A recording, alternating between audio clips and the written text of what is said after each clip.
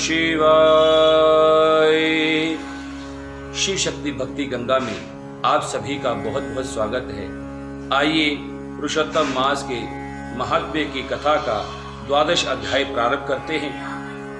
देव ऋषि नारद जी ने भगवान नारायण से पूछा कि हे प्रभु, जब भगवान शिव जी चले गए तब शोकग्रस्त उस बाला ने क्या किया? श्री नारायण ने कहा कि हे नारद, यही प्रश्न पांडु पुत्र युधिष्ठिर ने भगवान श्री कृष्ण से पूछा था। भगवान श्री कृष्ण ने युधिष्ठिर को जो उत्तर दिया था वही मैं तुमसे कहता हूं, ध्यान पूर्वक सुनो। श्री कृष्ण जी बोले कि हे राजन, शिव जी के जाते ही उस बाला का तेज नष्ट हो गया। इससे वह बहुत डर गई। उसकी ऊंची ऊंची श्वास चलने लगी और आंखों में आंसू गिरने लगे।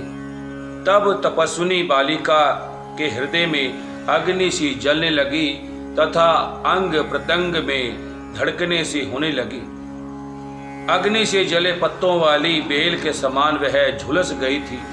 इस प्रकार कष्ट सहते सहते उसकी मृत्यु हो गई। बोलो श्री विष्णु भगवान की जय। सर्प जिस प्रकार बिल से निकलते चूहे को पकड़कर निकल जाता है, उसी प्रकार उस तपस्वी बाला को बलवान काल ने अपने वश में कर लिया।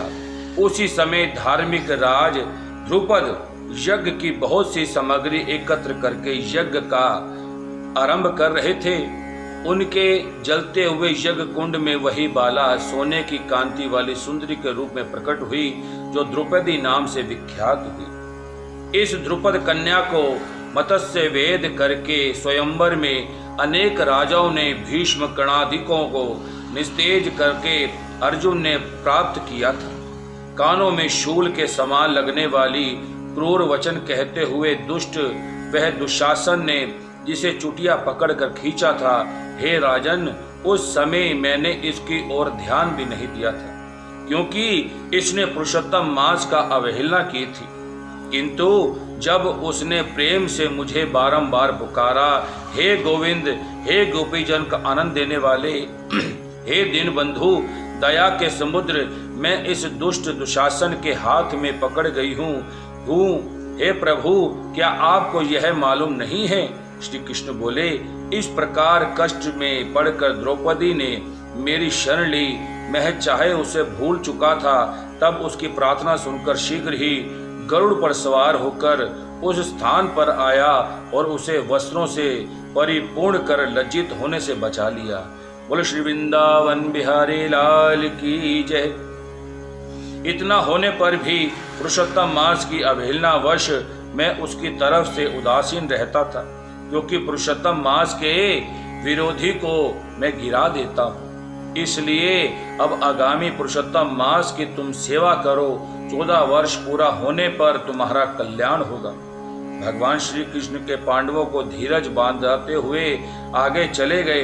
हे पांडु पुत्र, इस द्रौपदी के बाल जिन्होंने खींचे या देखे, मैं उन दुष्टों को, स्त्रियों को केशहीन करूंगा।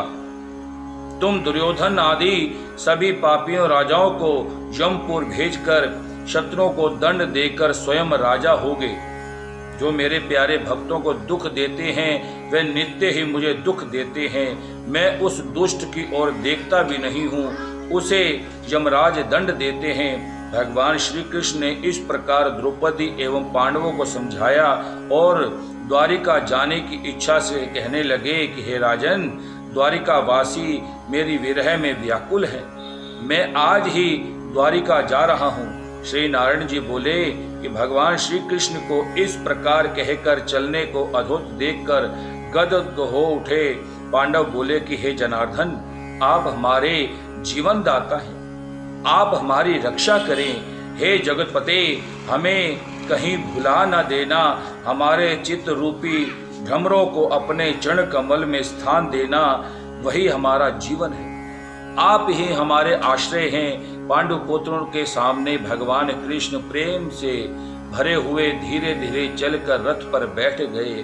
पांडव कुछ दूर तक पीछे पीछे चले, जिन्हें श्री कृष्ण ने कुछ दूर जाने पर लौटा दिया और आप द्वारिका चले गए। श्री नारायण बोले कि श्री कृष्ण की द्वारिका चले जाने पर राजा युधिष्ठिर तपस्या करते हुए तीर्थों के विचार करने लगे।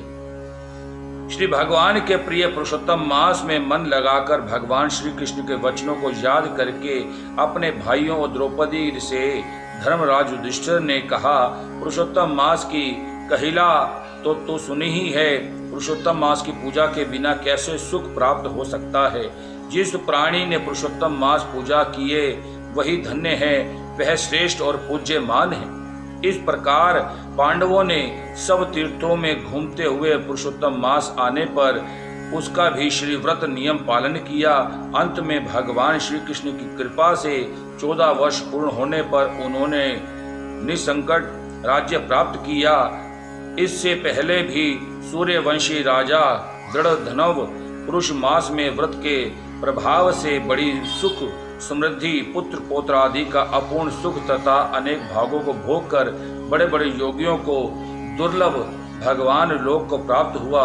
हे मुने, इस मास का महात्म्य करोड़ों कल्प बीतने पर भी मुझसे कहने का समर्थ नहीं है।